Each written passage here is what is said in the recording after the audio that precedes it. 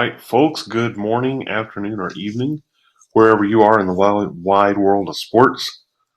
That's a nice little old reference for those of you probably, I don't know, definitely over 40. That's an old ABC sports reference. I'm going to show you one easy trick that I use to improve the sales process for my sites and my clients.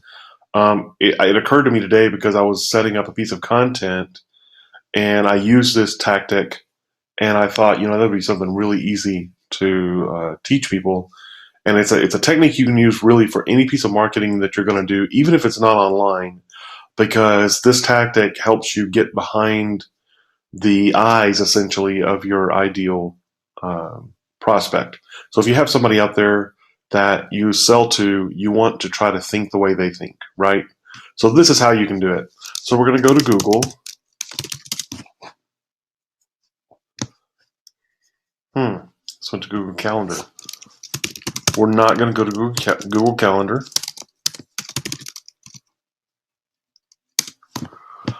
Okay, so let's say that we sell air conditioning service. So I live in Texas. A lot of you folks that read this, you're going to be in Texas or the South where it gets pretty warm. But in any part of the country, when it's warm, people want AC. So air conditioning. Okay. So as I did this, you see autocomplete. So air conditioning unit. That's not something I would have assumed that someone would search. I'm thinking repair or even filters. Those are common things. But unit, that's kind of a static search. So I'm going to go search this. Now, you can kind of get into here and see these title tags here are what people are what your competitors are searching on or are optimizing for. They're going after these keywords. Okay, so that's the first thing you can do is you can see what your competitors are doing. Now, this is something that Google does now. They populate news within the what's called the SERP, the search engine return page, and you can see other titles here. Every single one of these titles have value because it teaches you to think outside of your own box. So thinking outside the box, right? So it's thinking outside of your own thinking. And that's a very tough thing to do, except that Google has compiled a gigantic list for you to pull from. So you can go to this, and I'll guarantee you, by flipping through a few of these pages, you can see you have 10 pages, but there are probably many, many more because, as you can see up here, there are 170 million results.